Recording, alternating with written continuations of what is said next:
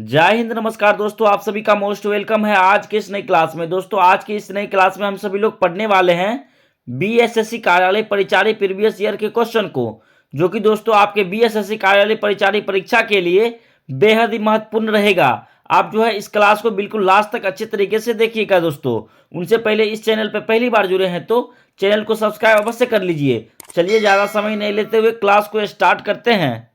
आपका पहला क्वेश्चन है, प्रथम बौद्ध संगीति का आयोजन किसके शासनकाल में हुआ था? प्रथम बौद्ध संगीति का आयोजन किसके शासनकाल में हुआ था? दोस्तों याद रखिएगा, अजात शत्रु के शासनकाल में हुआ था दोस्तों। सी आपका राइट आंसर हो जाएगा। चलिए दोस्तों नेक्स्ट सवाल की ओर बढ़ते हैं दोस्तों। बंगाल के किस नवाब ने प्लासी का युद्ध लड़ा था? बंगाल के किस नवाब ने प्लासी का युद्ध लड़ा था? दोस्तों इसमें आपका राइट आंसर हो जाएगा, प्लासी का युद्ध सिराजुद्दौला ने लड़ा था दोस्तों। सी आपका राइट आंसर हो जाएगा। चलिए दोस्तों नेक्स्ट सवाल की ओर बढ़ते हैं दोस्तों। 1924 में हुए कांग्रेस के बेलगाम अधिवेशन में किसे अध्यक्ष बनाया गया था? दोस्तों इसमें आपका राइट आंसर हो जाएगा दोस्तों, महात्मा गांधी को अध्यक्ष बनाया गया था दोस्तों। बी आपका राइट आंसर हो जाएगा। चलिए दोस्तों नेक्स्ट सवाल की ओर बढ़ते हैं दोस्तों। प्लासी का युद्ध कब लड़ा गया था? प्लासी का युद्ध कब लड़ा गया था? दोस्तों इसमें आपका राइट आंसर हो जाएगा, प्लासी का युद्ध 1757 में लड़ा गया था दोस्तों। ए आपका राइट आंसर हो जाएगा। चलिए दोस्तों नेक्स्ट सवाल की ओर बढ़ते हैं दोस्तों। गुलाम वंश की स्थापना किसके द्वारा की गई थी? गुलाम वंश की स्थापना किसके द्वारा की गई थी? दोस्तों याद रखिएगा, गुलाम वंश की स्थापना कुतुबुद्दीन ऐबक के द्वारा की गई थी दोस्तों। ए आपका राइट आंसर हो जाएगा। चलिए दोस्तों नेक्स्ट सवाल की ओर बढ़ते हैं दोस्तों। बच्चों को मुफ्त एवं अनिवार्य शिक्षा का प्रावधान मूल रूप से किस अनुच्छेद में था? दोस्तों याद रखिएगा, अनुच्छेद 45 में था दोस्तों, अनुच्छेद 45। ए आपका राइट आंसर हो जाएगा। चलिए दोस्तों नेक्स्ट सवाल की ओर बढ़ते दोस्तों। धन विधेयक केवल कहां प्रस्तुत किया जा सकता है? धन विधेयक केवल कहां प्रस्तुत किया जा सकता है? दोस्तों इसमें आपका राइट आंसर हो जाएगा दोस्तों, विधानसभा में प्रस्तुत किया जा सकता है दोस्तों। बी आपका राइट आंसर हो जाएगा। चलिए दोस्तों नेक्स्ट सवाल की ओर बढ़ते हैं दोस्तों। ऋग्वेद में सबसे अधिक बार किस देवता का उल्लेख है? ऋग्वेद में सबसे अधिक बार किस देवता का उल्लेख है? दोस्तों याद रखिएगा, सबसे अधिक इंद्र देवता का उल्लेख है दोस्तों। ए आपका राइट आंसर हो जाएगा। चलिए दोस्तों नेक्स्ट सवाल की ओर बढ़ते हैं दोस्तों। भारतीय राष्ट्रीय कांग्रेस की स्थापना किस वर्ष की गई थी? भारतीय राष्ट्रीय कांग्रेस की स्थापना किस वर्ष की गई थी? दोस्तों याद रखिएगा, भारतीय राष्ट्रीय कांग्रेस की स्थापना 1885 में की गई थी दोस्तों। सी आपका राइट आंसर हो जाएगा। दोस्तों सारा क्वेश्चन आपके लिए दोस्तों वेरी वेरी इंपॉर्टेंट है दोस्तों, बिल्कुल रटते हुए चलना है। चलिए दोस्तों नेक्स्ट सवाल की ओर बढ़ते हैं दोस्तों। समान नागरिक संहिता का वर्णन कहाँ किया गया है? समान नागरिक संहिता का वर्णन कहाँ किया गया है? दोस्तों याद रखिएगा, राज्य के नीति निर्देशक तत्वों में वर्णन किया गया है दोस्तों। बी आपका राइट आंसर हो जाएगा। चलिए दोस्तों नेक्स्ट सवाल की ओर बढ़ते हैं दोस्तों। निम्नलिखित में से कौन सा नदी दक्षिण भारत में बहती है? निम्नलिखित में से कौन सा नदी दक्षिण भारत में बहती है? दोस्तों इसमें आपका राइट आंसर हो जाएगा, दक्षिण भारत में कृष्णा नदी बहती है दोस्तों। डी आपका राइट आंसर हो जाएगा। चलिए दोस्तों नेक्स्ट सवाल की ओर बढ़ते हैं दोस्तों। रेगुलेटिंग एक्ट 1773 द्वारा बंगाल के गवर्नर को क्या पद दिया गया? रेगुलेटिंग एक्ट 1773 द्वारा बंगाल के गवर्नर को क्या पद दिया गया? दोस्तों याद रखिएगा, गवर्नर जनरल का पद दिया गया था दोस्तों। बी आपका राइट आंसर हो जाएगा। चलिए दोस्तों नेक्स्ट सवाल की ओर बढ़ते हैं दोस्तों। समाजवादी नीति निदेशक तत्वों में से कौन सा अनुच्छेद है? समाजवादी नीति निदेशक तत्वों में से कौन सा अनुच्छेद है? दोस्तों याद रखिएगा, अनुच्छेद 39 दोस्तों, अनुच्छेद 39 है दोस्तों। ए आपका राइट आंसर हो जाएगा। चलिए दोस्तों नेक्स्ट सवाल की ओर बढ़ते हैं दोस्तों। राज्य विधानमंडल का सत्र किसके द्वारा बुलाया जाता है? राज्य विधानमंडल का सत्र किसके द्वारा बुलाया जाता है? दोस्तों इसमें आपका राइट आंसर हो जाएगा, राज्यपाल के द्वारा दोस्तों बुलाया जाता है। बी आपका राइट आंसर हो जाएगा। चलिए दोस्तों नेक्स्ट सवाल की ओर बढ़ते हैं दोस्तों। विधानसभा को भंग कौन कर सकता है? विधानसभा को भंग कौन कर सकता है? दोस्तों याद रखिएगा, विधानसभा को भंग केवल राज्यपाल ही कर सकता है दोस्तों। बी आपका राइट आंसर हो जाएगा।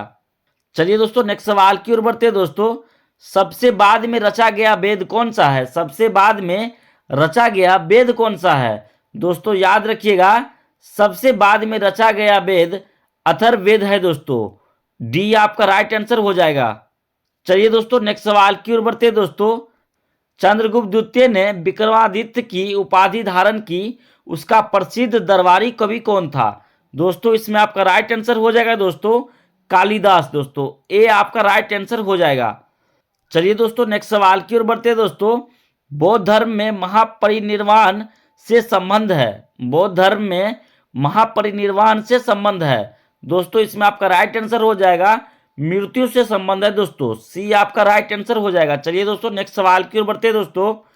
संविधान सभा के संघ शक्ति समिति के अध्यक्ष कौन थे? संविधान सभा के संघ शक्ति समिति के अध्यक्ष कौन थे? दोस्तों याद रखिएगा, जवाहरलाल नेहरू जी थे दोस्तों। डी आपका राइट आंसर हो जाएगा।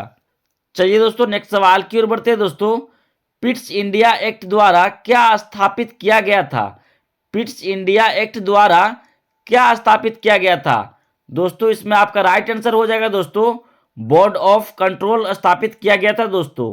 बी आपका राइट आंसर हो जाएगा। चलिए दोस्तों नेक्स्ट सवाल की ओर बढ़ते हैं दोस्तों। रेगुलेटिंग एक्ट द्वारा मद्रास और बॉम्बे को किसके अधीन किया गया? रेगुलेटिंग एक्ट द्वारा मद्रास और बॉम्बे को किसके अधीन किया गया? दोस्तों याद रखिएगा, बंगाल गवर्नर जनरल के अधीन किया गया था दोस्तों। बी आपका राइट आंसर हो जाएगा। चलिए दोस्तों नेक्स्ट सवाल की ओर बढ़ते हैं दोस्तों। एंग्लो इंडियन समुदाय के लिए नामांकन का प्रावधान किसने समाप्त किया? एंग्लो इंडियन समुदाय के लिए नामांकन का प्रावधान किसने समाप्त किया? दोस्तों इसमें आपका राइट आंसर 104वां संशोधन दोस्तों। सी आपका राइट आंसर हो जाएगा। चलिए दोस्तों नेक्स्ट सवाल की ओर बढ़ते हैं दोस्तों। वैदिक काल में गाय को क्या कहा जाता था?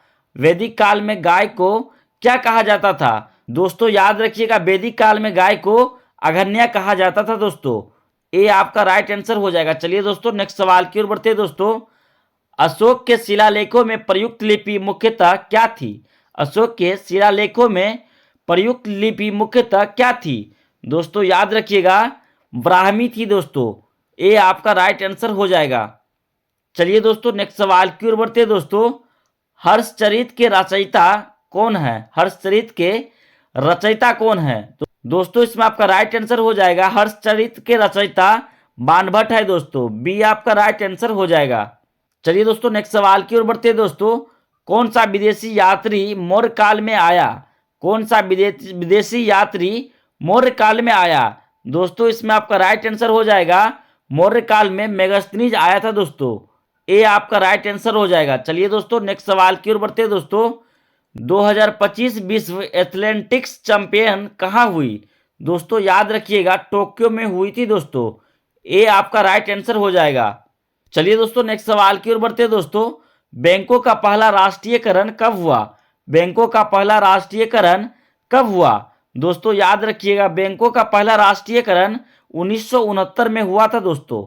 बी आपका राइट आंसर हो जाएगा। दोस्तों सारा क्वेश्चन आपके लिए दोस्तों वेरी वेरी इंपॉर्टेंट है, बिल्कुल याद करते हुए चलना है दोस्तों। चलिए दोस्तों नेक्स्ट सवाल की ओर बढ़ते हैं दोस्तों। ह्वेनसांग भारत कब आया? ह्वेनसांग भारत कब आया? दोस्तों इसमें आपका राइट आंसर हो जाएगा, ह्वेनसांग हर्षवर्धन के काल में भारत आया था दोस्तों। ए आपका राइट आंसर हो जाएगा। चलिए दोस्तों नेक्स्ट सवाल की ओर बढ़ते हैं दोस्तों।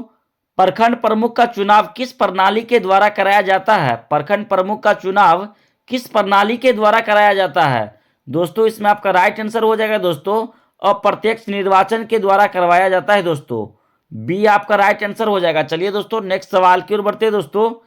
किन राज्यों में द्विसदनीय विधानमंडल है?